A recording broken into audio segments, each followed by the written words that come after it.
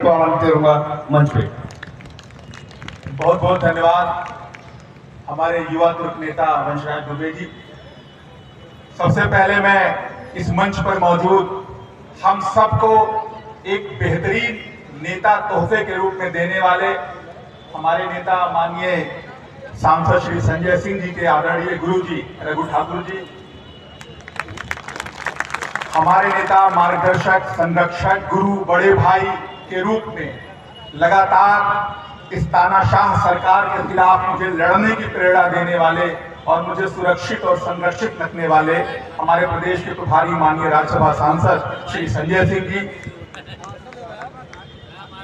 और मंच पर जितने हमारे साथी मौजूद हैं, हमारे प्रांत के प्रभारी साथी, प्रांत के अध्यक्ष साथी, प्रकोष्ठों के अध्यक्ष साथी, आप सबका सम्मान करते हुए, आप सबका स्वागत अभिनंदन करते हुए इन चार पंक्तियों से अपनी बात शुरू कर रहा हूं कि अगर पौरुष महकती शाम के अधीन हो जाए तो फिर रण में बाजुओं को आखिर कौन तोलेगा।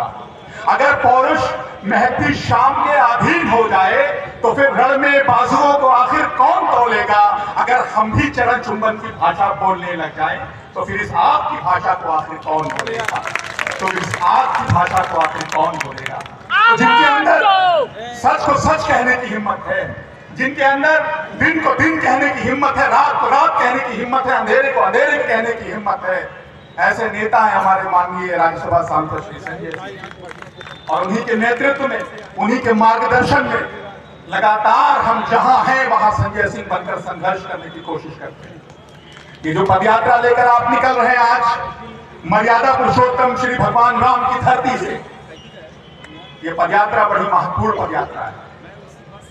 ये हमारी संवेदनाओं की पदयात्रा है, ये हमारी उम्मीदों की पदयात्रा है, उत्तर प्रदेश के लोगों की उम्मीदों की पदयात्रा है।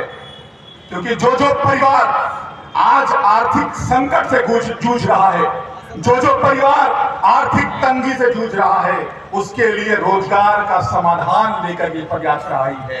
माननीय संजय सिंह जी अगर 200 किलोमीटर तक पैदल चलेंगे तो नौजवानों के भविष्य को सुरक्षित करने के लिए, संरक्षित करने के लिए पैदल चलेंगे। संजय भैया जिंदाबाद, संजय भैया संघर्ष करो, दोनों हाथ जोड़ के बोलिए संजय भैया संघर्ष करो।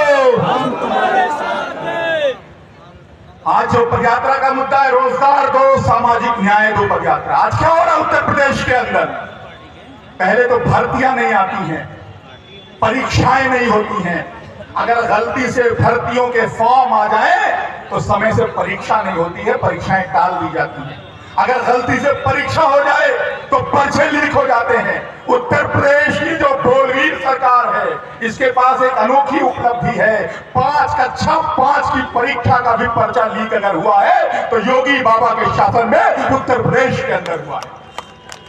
कितनी शर्मनाक बात है, कोई भी परीक्षा समय पर नहीं करा सकते, हर पर्चा लीक होता है। और अगर किसी तरीके से परीक्षा संपन्न करा ले गए तो फिर आरक्षण में घोटाला करेंगे, आरक्षण पर डाका डालेंगे, तमाम अनियमितताएं करेंगे, विसंगतियां करेंगे और किसी भी तरीके से ये प्रकारेण भर्ती को रोकने का काम योगी आदित्यनाथ की सरकार उत्तर प्रदेश के अंदर कर रही है।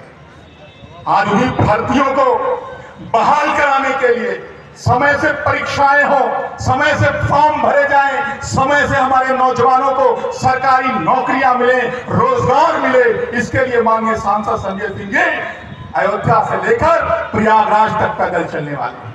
आप सबको इनका साथ देना पड़ेगा अपने बच्चों के भविष्य के लिए, अपने नौजवानों के भविष्य के लिए, अपने बेरोजगारों के भविष्य के लिए। आज किसानों के साथ क्या रहा उत्तर प्रदेश के अंदर, आज आप कहीं चले जाइए जहां पर किसानों को खाद की जरूरत होगी, सहकारी समिति के बाहर की जो लाइन लगी है उसको देखिए उठाकर, नजर उठाकर, तो आपको पता चलेगा कि किसानों को समय पर खाद नहीं मिल रही है, बीज नहीं मिल रहा है, पानी नहीं मिल रहा है। और अगर आप धान क्रय केंद्रों की बात करेंगे तो धान क्रय केंद्रों पर ताला लटका हुआ है उत्तर प्रदेश के अंदर। किसान त्राहिमाम कर रहा है अपना धान बेचने के लिए भी। और गेहूं के 8 मुस्लिम समाज से ताल्लुक रखने वाले लड़के हैं।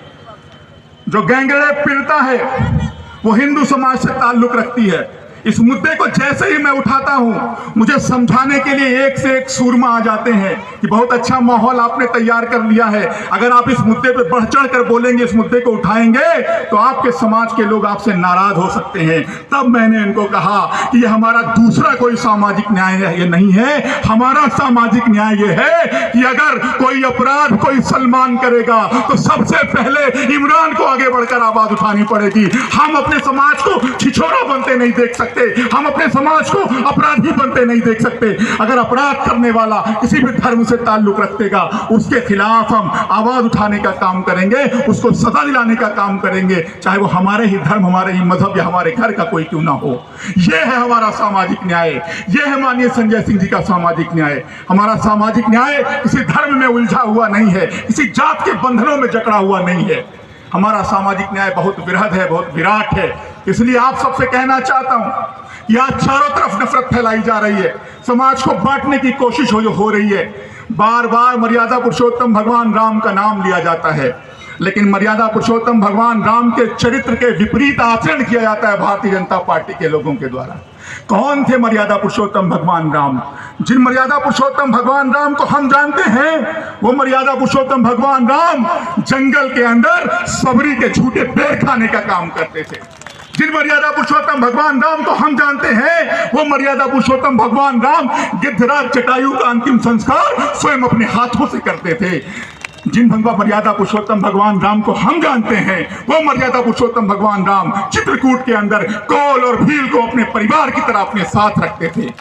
क्या पता चला मर्यादा पुरुषोत्तम भगवान राम के चरित्र से? पता ये चला कि भगवान राम नफरत की बात नहीं करते थे, बांटने की बात नहीं करते थे, समाज में खाई पैदा करने की बात नहीं करते थे। सबको गले लगाकर आगे बढ़ने का अगर चरित्र किसी का था तो मर्यादा पुरुषोत्तम भगवान राम का था।